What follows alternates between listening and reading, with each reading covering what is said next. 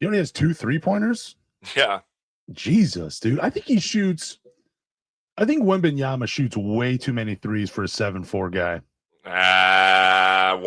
Why not shoot him? You can't get contested. Damn, that's a great point. Who's contesting it? Let's be honest. Point. Yeah, but I mean, if you're 7'4", you should be playing your ass in the paint a few times. Okay, yeah, hold up. Yeah, I'm not trying to say that I'm I'm definitely not old. Hold on. I 7'4", yeah, I get it, but like he's only 235, man. That's the crazy part. He's 7'4", 235. Like he's not gonna bust you in the paint, bro. Yeah, but at 235, he's the new Shaq. All bigs are lightweights now. Well, I would agree with that. We talked about that before. Lou Dortz with a 3. Yeah, real quick, look this up for me. Who weighs more, Kevin Durant or Victor Wembanyama? So Kevin Durant is 235. No, Victor Wembanyama is 235. Yeah, my bad. Kevin Durant, wait. You want to guess? Yeah. I'd say 240. Exactly 240. Really? Is it really 240? Yeah, dude. Wembanyama weighs 5+ pounds than Kevin Durant. Dude, Kevin and KD is 6'11". So I think he's over 7 feet, though. I think he's truly probably like 7 foot, 7'1".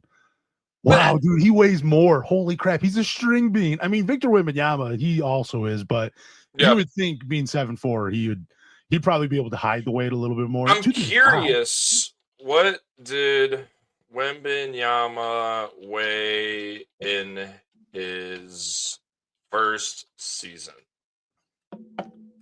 Oh my God! Guess. 215. 210. See, I don't believe 7'4", 210. First year in the league, bro. Is that NBA.com or you just a Google search? I ask AI, so. Oh, it's sometimes wrong though. They pull it from everything. Everything says 210. All these websites are saying 210. Right. Okay. He's 235 now, but as a rookie, he was 210. That's impressive. That's still a lot of weight, man. Yeah, 25 pounds and not really to lose much of your agility and like movement. But you're right. The bigs nowadays aren't that. They don't weigh that much because JD can't weigh that much, right? 250. He's probably 250, 260. I would say we're gonna do it. We're gonna do it. Jalen Duren. Wait. 250. 6'10", 250. Yeah. Who do you think? Who's this is gonna be a dumb question because you're probably gonna know it, but out of all the NBA centers, who weighs the most? Gobert? Out of all of the NBA centers, who weighs the starting most? Right now. Anyone in the league, let's go starting centers. It's gotta be Rudy Gobert. That was the first name that popped into my mind, then Wendell Carter Jr. for some reason. Okay. I would probably say, dude, Rudy Gobert's only 258. Still, it's so far the heaviest though. It's heaviest. Hang on. Look up Vucevic and then Zubac. Those would be Vucevic? my two. Yeah, Vucevic for Boston. I love guessing people's weight. You should do this at the 265 for Vucevic. Ooh, so far it's probably Luke Cornett though, truly. But let's round it to starters. Okay, then so you can go to anybody. So who is your other? Zubac. Oh yeah. 240. Wow. Okay, I'm surprised. Okay. Wow. Ooh, no, he's not. I was gonna say maybe Walker Kessler. Try him, then we'll move on. Okay. All right. So I typed it in. I typed in an AI. Heaviest starting, and we're both stupid. We missed him. What team does he play for? Boiler up. Come on, man. Yeah. Zach Edey, yeah. Yeah. What does he weigh though? Guess. Probably 2. No. He's in the 300s. Yeah. No way. 310. 305. 305. Zach Edey, 305. Josef Nurkic, 290. Nikola Jokic, 284. Brooke Lopez, 282. I cannot believe I didn't think of the Joker at all for this question, dude. I was just thinking That's crazy. Zach Edey's over 3. Man, you were saying something about I should guess people. You're probably talking about coming in the barbershop, I'm assuming. No. Oh, because we used to play a variation of this game when we worked inside a supermarket, a super center, where barbershop was up top when we had a huge window overlooking the parking lot. I won a lot of Red Bulls playing this game with people. That's but funny. we would guess who was going to buy Sudafed because the pharmacy was right below the barbershop. Yeah, dude. So we would. All right, now we're gonna flip the script. Okay, and you're gonna get the first one because we're not stupid here. We're gonna go the lightest, the top 3 lightest centers in the NBA, starting centers. I mean, I want to say lowest weight. Let's just say that lightest could be lowest win. So it's like golf. Sure. Come on, you know this. You know it. I'm blinking on his name. I want to say Jay Huff. I want to say Jay Huff or Jackson Hayes. Neither in the top 3. Really? Okay, who's number 1? Chet Holmgren, 208. Wow. Okay, yeah, completely blanked on him too. I'm surprised that he's still second. 208. Second was your who Pistons fans wanted. Donovan Cleon? Nope. No. Already in the league. He's already in the league? Yeah, he's already in the league. You were talking about this player. People wanted him, but you were getting backlash for getting somebody else. Man, I'm blanking. It's been such a long time. Oh, Kristaps Porzingis. Nick Claxton. 215. Wow, you remember that? Okay. And then the third, we just got beat by him in 7 games. Evan Mobley. Yeah, okay. At 215. I promise you guys that are listening with us, we will talk about the Pistons here in a minute. But Mitchell Robinson, breaking news, he broke his finger. Doing what?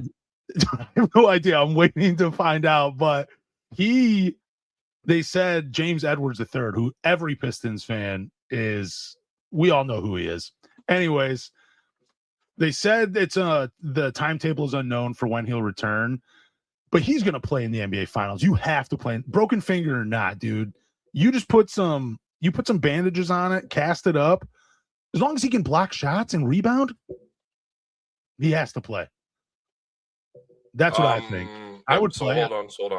So I want to, before I make a comment on this. Okay, so this is where I'm going to stand with this. So, yes, Mitchell Robinson. He's not your starting 5, but he is an impact player.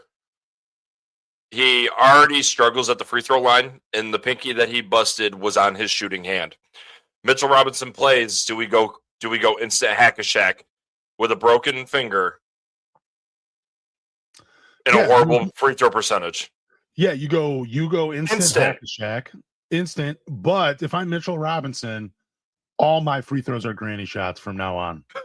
Just this season, I'm shooting granny shots. I'm not even being embarrassed. You make way too much money to be embarrassed about this. Shoot the granny shot from the free throw line. But my question to you is, since we got a minute, let me ask you, you're going to the Super Bowl because you love football. You were a football player.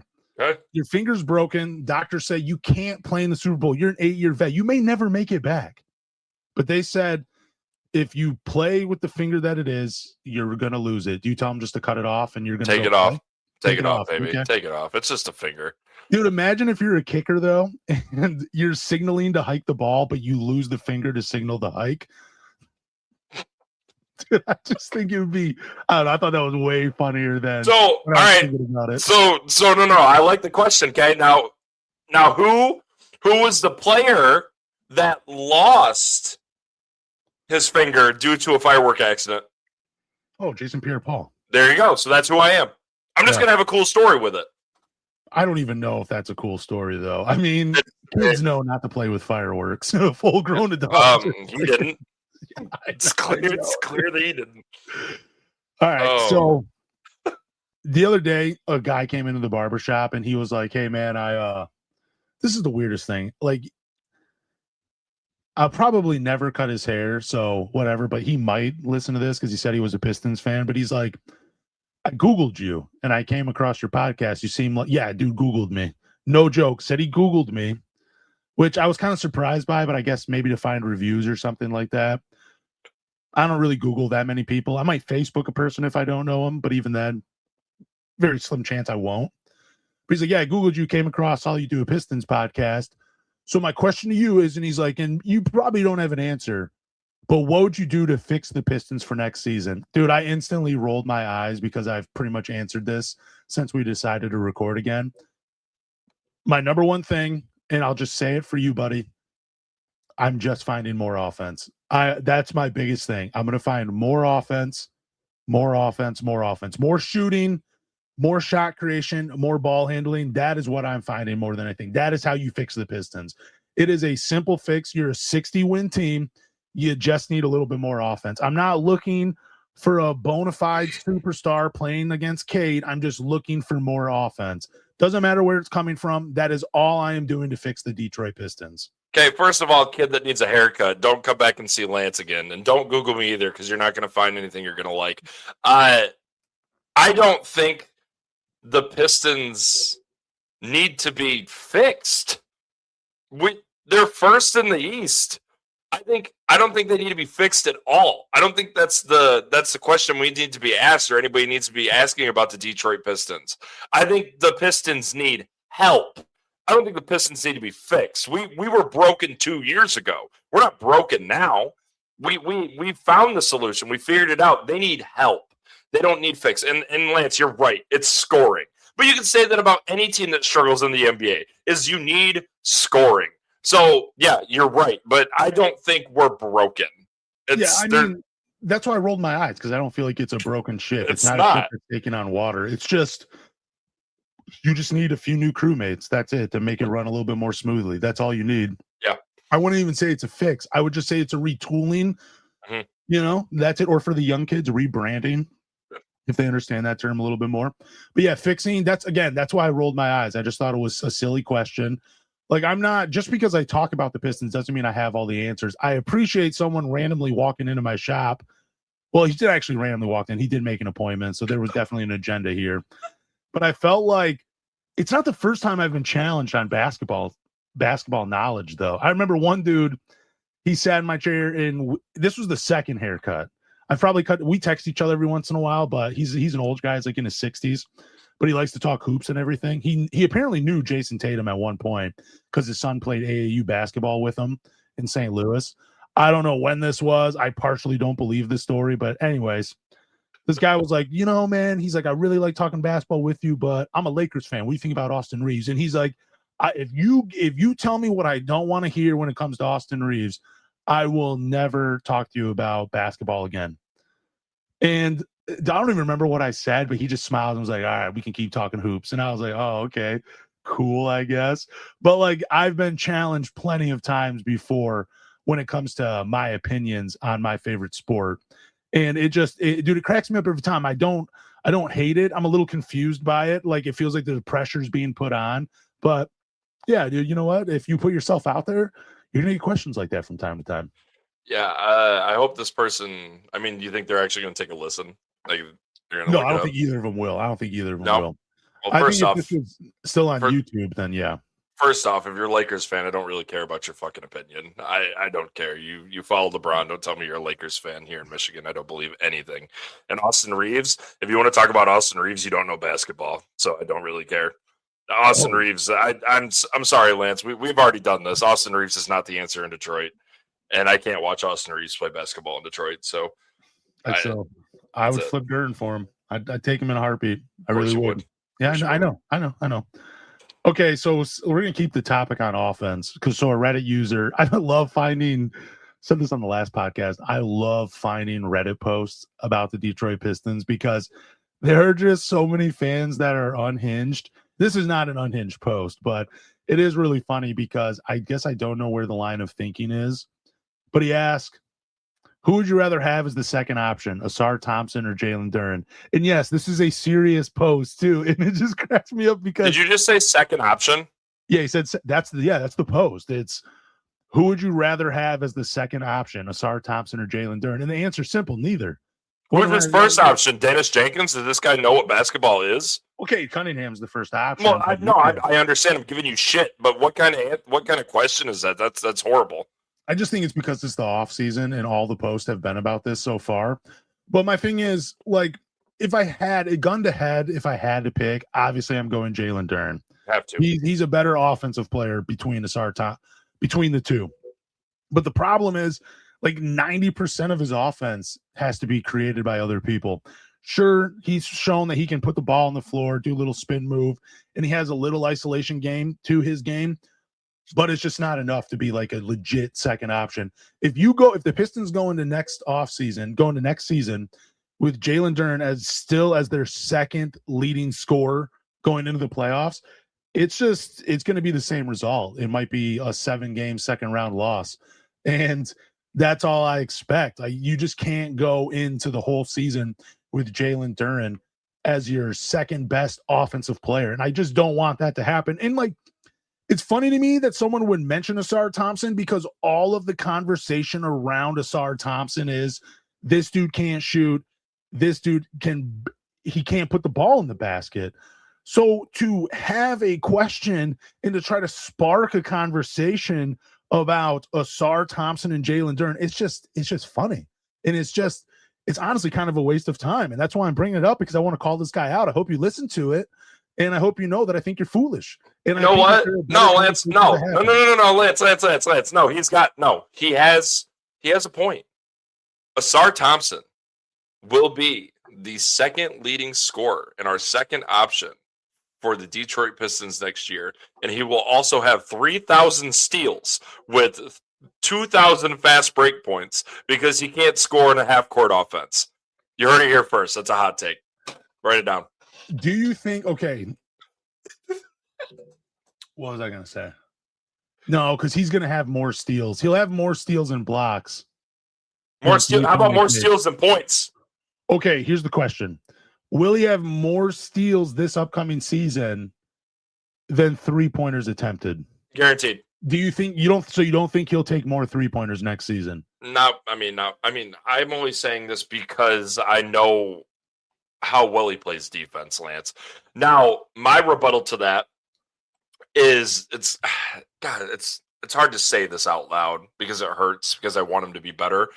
Do you think Ausar Thompson will have more steals and blocks combined than points on the season? No, I think he'll still have more points. You think he'll have more points? Yeah, I'm curious. What about steals, blocks, and rebounds? Ooh. If we're adding rebounds into it, yeah, I think he has more of those three combined stats. It has to be, right? Oh yeah, 100%. He has to be. Okay. He had 721 points last year, 418 rebounds, 146 steals, and 69 blocks. Is that more? It's close. I got to add all that up. I got to add it all up. Okay, 400. This is so crazy, dude. It's going to be more. You think it's going to be more? But I think so. For him to get 69 blocks, dude, do you think he purposely stopped it? Stop. He had 633 total rebounds, steals, and blocks. Yep. If you add an assist, he has more. If you add the 228 assists, he has 861 of those stats versus points. And what was his points again? 721. You heard it here first, ladies and gentlemen. Podcast over. Ausar Thompson is Detroit Pistons' second option. Okay, but the real question, though, he had 146 steals. Okay, I guess the question is this. Forget steals. Who's going to have more steals than 3-pointers attempted? Will he have more blocks than 3-pointers attempted? He had 24 3-pointers attempted last year, 49 his second year, and 113 his rookie year, which is crazy because he was in the doghouse for so long his rookie year. Yeah. But do you think he'll have more blocks than 3-pointers attempted, not made, attempted? For the next season. Yeah, next season. More blocks than 3-pointers attempted. Because I'm going to say yes. Because last year, it was the only year that he's had more blocks this past season, more blocks than 3-pointers attempted. That's just crazy. I'm going to say yes. Let's put a number on it. How many 3-pointers do you think he takes? On the year. 82 games. You think he takes one a game? No. You would feel that he would have to. He should. He would have to. I would say he at least takes 2 a game. At least 2 a game, I think. 2 a game? Ah, man. I think he's below 82 3-pointers. You think attempted. So? Yeah, like over under 64.5. I'd say he's over 64.5, but I think he's below 82. Somewhere in the low 70s. At what percentage? 25%? 22%? Okay, he shot 25% this year from 3-point land. You know what? I'm going to say he shoots better than 25%. I'm going to say he shoots 28% from threes. That's so bad, Lance. Yeah, it is real bad. I'm not giving him a lot of credit, but dude, we're talking about Ausar not even taking threes, and Wembanyama's out here cooking right now. Okay, so hang on. I got one more question, and then I got another Pistons topic to talk about if my computer will let me scroll all the way to the top. Okay, hang on. Dude, I just thought this was funny because someone was talking about him in another. Dude, it's just so funny talking about this guy, and I had to see it. Holy crap, dude! Okay, Andre Drummond. What do you think his shooting? What do you think his 3-point percentage was last year? 23. 36%. That's gnarly, but it didn't. But it was very limited take. So he averaged 1 a game. 1 attempt a game or 1 make? 1 attempt a game. He shot 90 3-pointers and he made 32 of them. That's crazy. Dude, you know how nuts that is? Hang on. Okay. Ausar Thompson for his career. How many 3-pointers do you think he has made for his career? It's got to be less for his whole what? For 3 years. For 3 years? How many 3-pointers do you think Ausar Thompson has made in 3 years? 42. You're close. 38. So okay. Andre Drummond had 32 made 3-pointers in 1 season. Dude, in 1 season. Dude, we got rid of the guy that was dating Jeanette McCurdy. What are we doing? We should have kept him.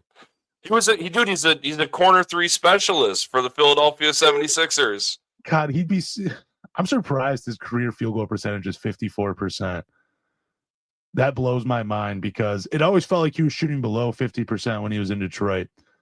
God dang, dude. So he has a career 50 made 3-pointers on 230 attempts, 22% for his career, but 32 made threes last year on 90 attempts. And he had 6 less 3-pointers made last year than Ausar Thompson has for his career.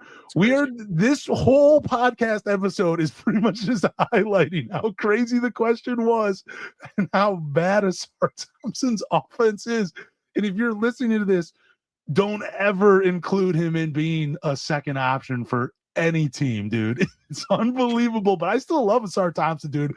I'm pretty much not trading him for anybody because, dude, I'm not going to lie. I freaking love his game, even though he doesn't shoot the ball. I still love his game. It's unbelievable. You know how much he would cost us if he could just make any type of corner 3 or any 3 at all. You know how much he would cost.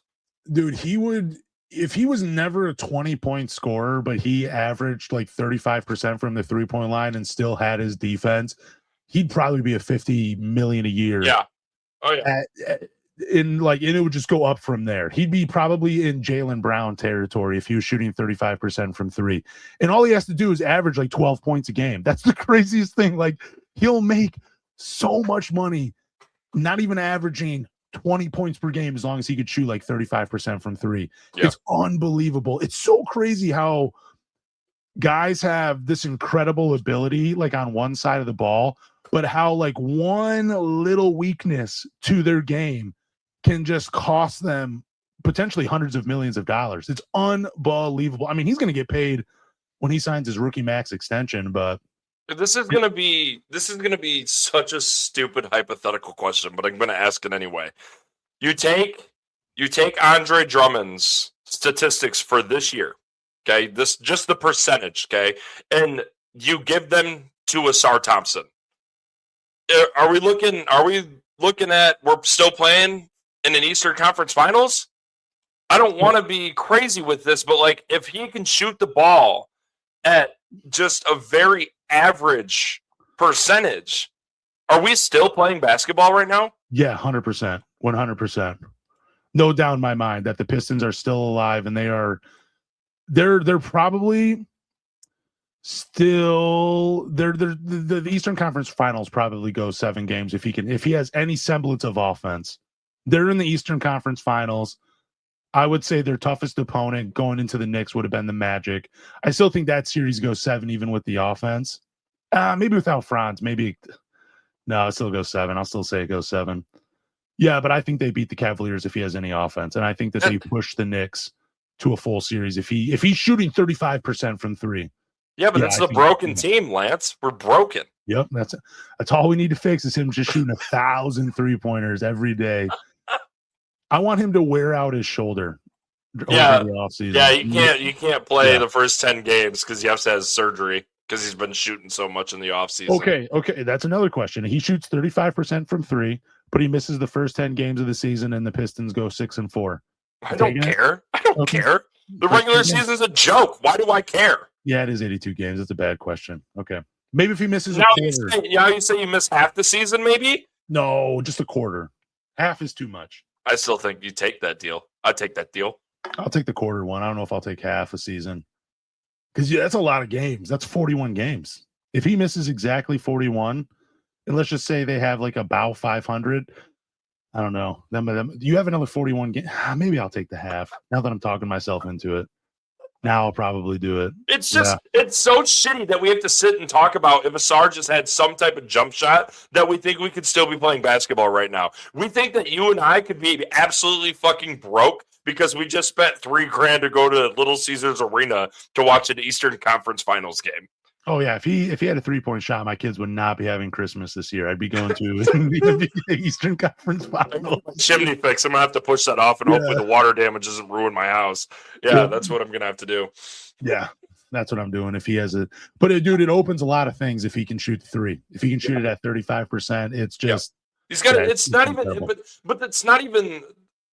People listening right now, like as much as this, we joke about this. And it's fun to make these comments and dream about it and do hypotheticals and whatnot. You sit there and you think, well, you guys are fucking insane because if he can shoot the ball, he's more of a threat. It's not about really the percentage itself. It's about him being a threat and taking away so much from Cade Cunningham and giving a little more to Ausar Thompson and actually being some type of threat on the offensive half court. Like he's nothing. Like you put him in the dunker position, that's all you can do with him. So like not even him shooting that percent, it's more of the fact that him sitting in the corner, Evan Mobley's not in the fucking paint waiting for Cade to drive and contest any type of layup on him. That's kind of what we're getting at. Like we want him obviously to make shots, but the fact, like if you go back and watch the Cleveland series, they weren't even guarding him. You have to put that in perspective. So if he can come up with something, then it'll make this team a lot better than it already is. Yeah, and that was gonna be my point. Like it's not. We keep saying 35% because I believe that's league average. But like it opens up so many things because you're right. Evan Mobley, Jalen Suggs, they're not allowed to be free safeties anymore. Yep. You know what I mean? They're not allowed to just patrol around on defense and just make plays if he can shoot a 3 ball. And it doesn't have to be, I mean, I would like it to be 35%, but even if it's like 32 and defenses are just being like, you know what, we can't play off of him anymore. He can shoot 1 for 4. It doesn't fucking matter. You have to now close out on him. Yep, exactly. If he now, Lance, we've seen how fast this guy is. If he has to force a closeout now, he can shot fake and get to the rim. It creates so many different opportunities for this team. And not only now Ausar can shot fake and drive. Hello, Jalen Duren. Yep. Wide open for any type of oops, because Ausar has showed that he can pass the ball pretty damn well. I mean, yes, sometimes he's a little out of control, but if he can force any time or any kind of closeout by any defender, this is a different basketball team. 100%. 100%. All right, I'm going to give you 4 names. And I want you to tell me, I'm sure you know enough about these guys to know who would be a better fit around Cade Cunningham. You get to bring one of these guys in the offseason. Okay. So, Anthony Simons, Ayo Dosunmu, Colin Sexton or Kobe White. You get to bring one of those guys in, and they're good. I would say that they're all unique in a certain way. They're all more offensive players. Ayo is probably the worst offensive player of the four, arguably. I mean, it's minimal him being the worst, but he also brings effort on defense. So he's a two-way player of the four.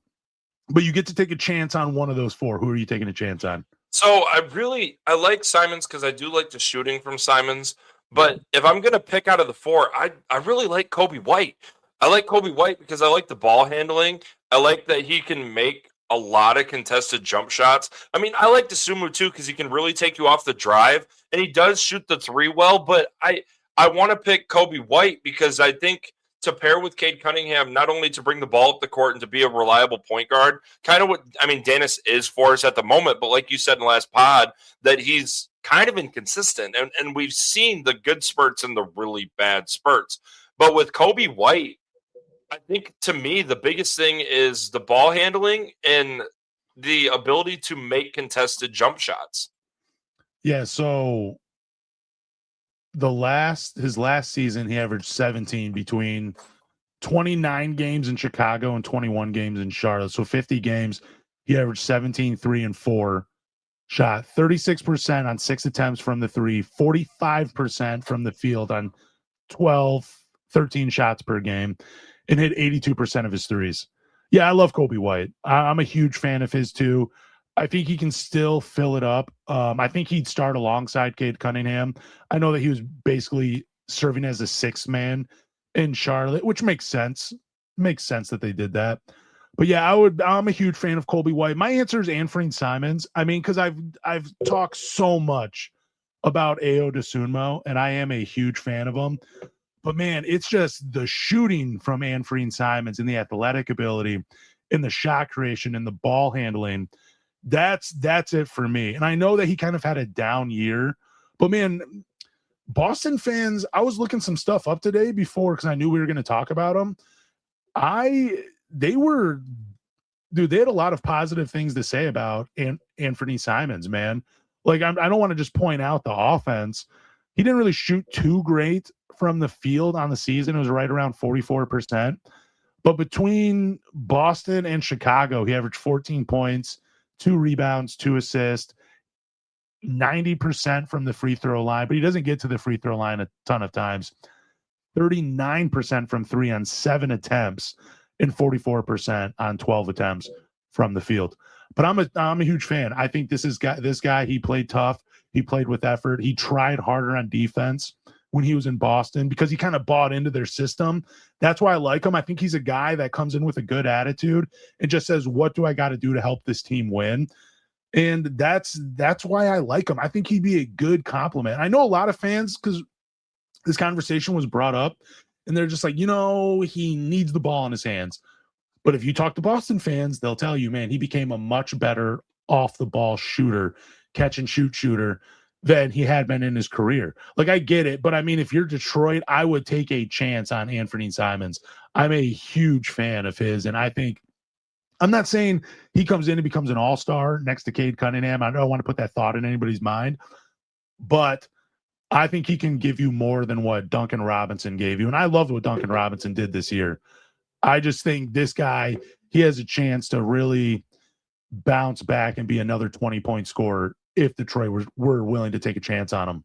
Yeah, we've talked about this before. I mean, we just, this broken team, as we assume, that we just need to bring in a guy that's got to take important shots for us and to just take shots. That's kind of what we need. And would you think that, so you're talking about Boston fans and how much they appreciate Simons, and I mean, he doesn't get the minutes maybe that he probably deserves with how well that he can play with the minutes that he gets. You know what that kind of reminds me of? Who's a player that we brought in that the organization absolutely loved and we scooped up and fell in love with him in Detroit? You're talking about Derrick Rose? Talking about Paul Reed.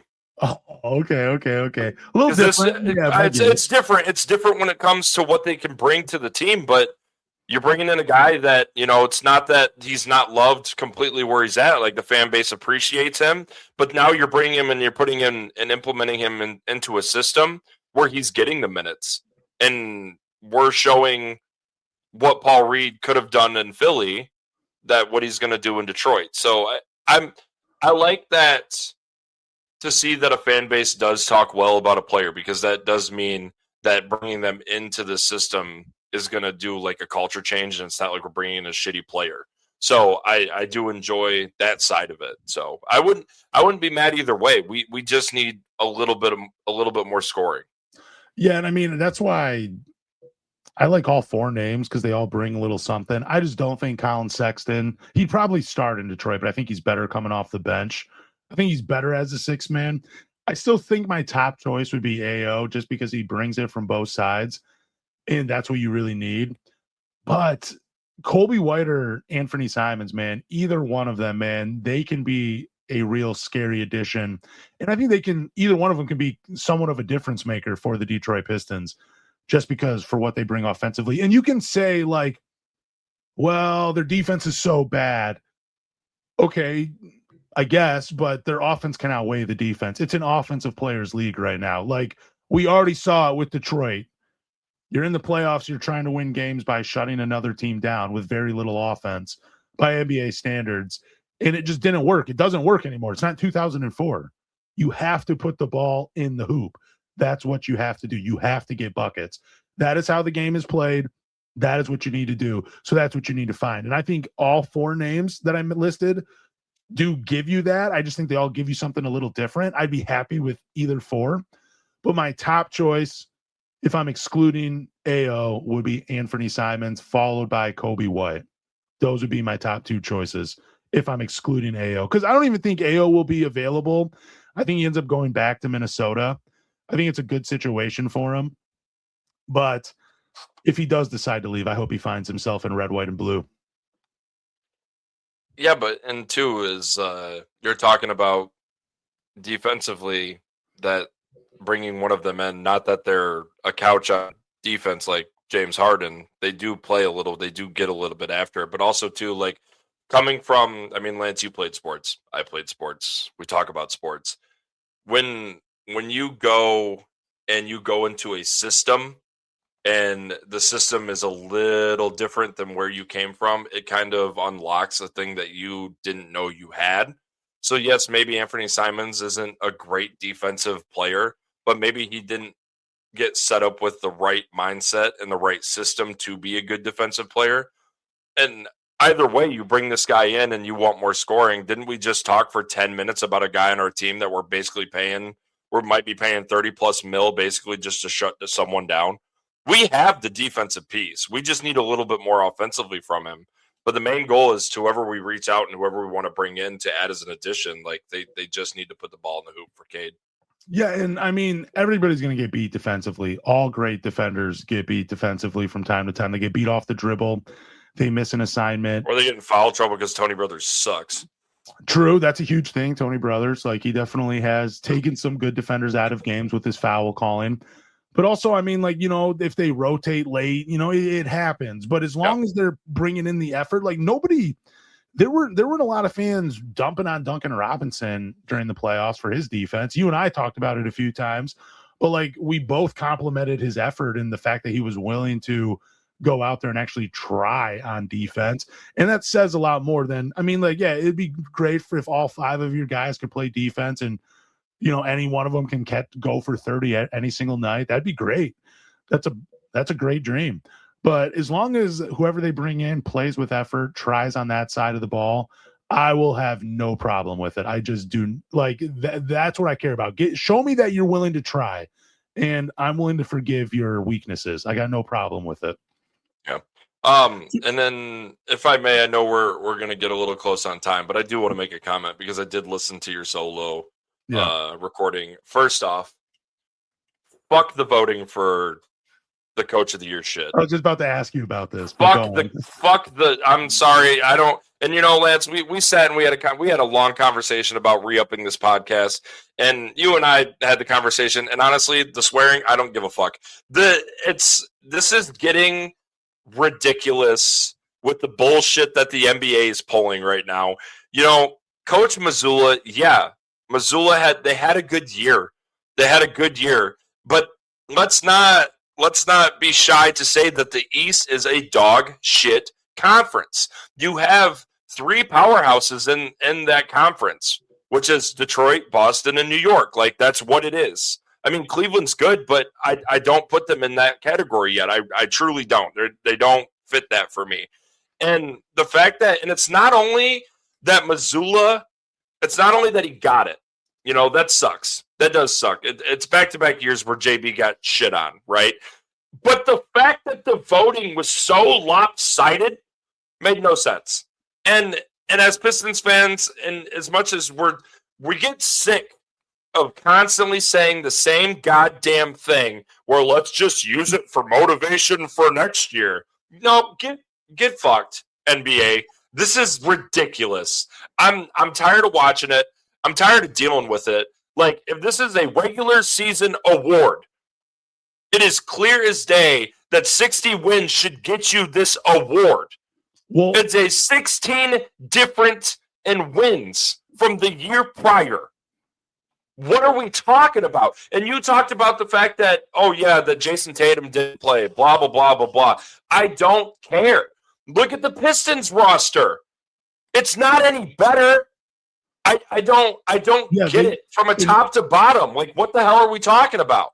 And that was my argument. It was like the Pistons made very minimal moves to improve the team from last year to this season. And he increased the wins by 16. And like, I get it, but the Celtics this year, they lost they had 5 more losses than they did the year before. My thing is this, like, and I personally hate Detroit versus everybody. I just don't. I feel like you can say this almost about any fan base, and I get why people, like, there's a lot of fans that hold on to this. And yeah, if you point to a lot of things throughout Detroit sports history, you can say, man, damn, a lot of things have gone against us when it seems like it should have been in our favor.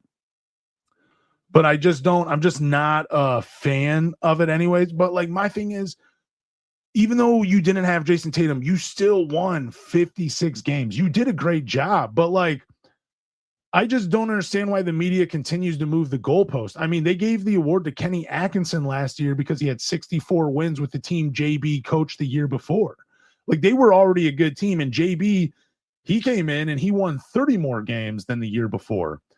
I just don't, again, I don't buy in the Detroit versus everybody mantra, but like, it definitely seems like kind of a slap in the face to JB, the Pistons, and the fans. Like, we want to see accolades. I want to see JB get rewarded for this and be recognized by the NBA. I think this is an award. I think that some awards shouldn't be voted by media members because they have these crazy narratives. Just like they're talking about, like, oh, Joe Mazzulla, he outbeat the expectations for him. Okay, JB didn't. They were pegged to be a 44-win team again, and he got to 60. He didn't beat expectations. When did they just win an NBA championship? 3 years ago? I believe so. 3 years ago. So you're looking at this NBA roster for the Boston Celtics. Okay. And I'm not gonna, this isn't a dog on Detroit. I'm not insulting our players. I'm looking at statistics when it comes. I'm pulling a Kenny Atkinson. Analytically, we won the game. Fuck, man. I'm getting tired of it because they just won an NBA chip a couple years ago. Their team, Peyton Pritchard, 6th Man of the Year award winner, accolade. Derek White, defensive all NBA first team defense. Jalen Brown is 2nd team all NBA. You're looking at the guys on this roster that already have so many accolades, and you're throating them like they are supposed to be piss poor because they don't have Jason Tatum. Look at Detroit's roster. Look what we're trying to bring into this. We had a G League player run our team at the end of the year to close out the first the number 1 overall seed in the Eastern Conference. And you know what? Nah, fuck it. No, he doesn't deserve it. Because you know what? We could have lost the number 1 overall seed within those 9 or 10, what was it, 12 games or 10 games that we lost Cade? I think it was 18. Like, what in the fuck are we talking about? So just, you know what? You don't want to talk about the Detroit versus the world. You don't want to talk about, I hate saying the shit. I hate saying it. I hate dealing with it. But it's clear as day that the NBA does not want success in Detroit. And I'm going to throw shade. This is a Detroit Pistons podcast, so I don't give a shit. I'm going to say it. Detroit Pistons should have Victor Wembanyama. We got fucked in the lottery for the year that Victor Wembanyama went first overall. Everyone fucking knows it. They didn't want to give it to us. They gave it to San Antonio because San Antonio makes all these players great, even though Greg Popovich isn't even freaking there. I'm sick of it. It doesn't make any sense. JB was screwed again. I mean, last year was a toss-up. It was a toss-up analytically. It is what it is. But this year, it was clear as day because didn't he get it for the coaches poll? The Coaches Association was voted it. And what did he get that for? By the way, it was 11 games that Cade missed, not 18. I'm an idiot. You're so smart. I don't understand what they have to do to earn this. And now, after listening to you talk about all this on last podcast, I'm going to ask you this question, and I want your honest opinion. Maybe call me stupid. Maybe call me dumb. I don't really care. Say that they released the Coach of the Year award before they released the NBA first, second, and third teams. If they released it and Joe Mazzulla was Coach of the Year, do you think Cade Cunningham would have been a first-team All-NBA player? Ooh, like if JB won the Coach of the Year? No. It's still Mazzulla. They come out and Joe Mazzulla wins it. Do you just think Cade would make first-team All-NBA? Because them giving Joe Mazzulla that award would instantly make me think Cade is the second or third team of how much they care about Detroit basketball. No, I think they would still make him first team. I just think sometimes the media, because I'm going to blame the media. I just don't think they want to.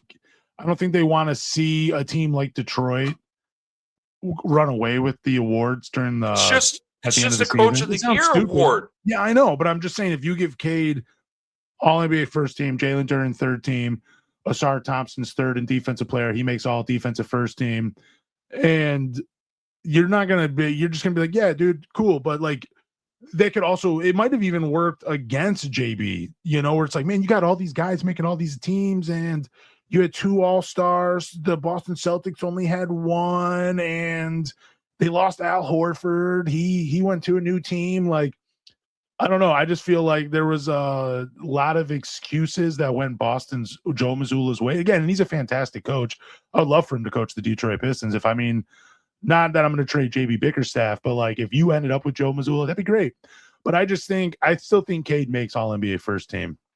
Fair enough. Regardless. And I wish that maybe the playoffs should take a part in this vote because going 7 games with the Sixers is pretty shitty as a Boston Celtics team. I don't know if I want. It's a banged up Sixers team. I think you can't go 7 like that. I don't know if I want playoffs to factor in. They shouldn't. But I'm just saying, like, if you're such a damn good coach, how do you go 7 with the Philadelphia 76ers where Embiid played, 5 of the 7? Yeah. Get out of here with that bullshit. No, it happens, dude. It doesn't get talked about enough, though, winning Coach of the Year award and actually getting bounced in the first round. But I wish they would do all the awards before the playoffs because then I think it makes for a more fun conversation. Like, you win Coach of the Year, but then you lose in the first round. Dude, there's going to be a lot of things written about you the next day. But now it seems like it's been long forgotten because now we have an Eastern Conference team in the NBA Finals. So, I don't know. I wish JB would have won it. I think he deserved it. And it just seems like the media just continues to move the goalpost when it comes to a Detroit sports figure. Yeah. I don't know. It's tough to be a Detroit sports fan, guys. Just keep toughing through it, I guess. We're just going to keep eating the shit that they give us. We're getting really far into this, and I had 2 more questions, and I don't want to keep ranting on, but I guess I'll give you one of them, unless you want both. Because I don't know if you saw any of the clips of the commissioner on Pat McAfee's show, and Pat McAfee's trying to bait him into talking about the flopping and what are we going to do about the flopping. Yeah, and then the turn of the answer to the question saying he thinks that the NBA officials are doing a great job. Dude, your product sucks right now. Well, okay, real quick though, but Tyrese Halliburton came on right after Adam Silver on that podcast, and he said that he appreciates NBA refs and he appreciates like the Olympic committee refs, I guess. Like he says when you play international ball, he dislikes the refs because they let you get away with even less in international play, which I don't know. I'd have to go back and look at the free throws compared, but yeah, I did hear a little bit of it. We can definitely save more of this. We'll save the next question for the next podcast, but that's fair. It's just James Harden staying in Cleveland, which I hope he does. I'll quickly say though, when he came to the flopping, when it came to those rules, he was just saying like, dude, it's just they're taught to sell calls, which I don't agree with. I don't think that's basketball. I don't think I don't think you should have guys selling. That's not a good product, though.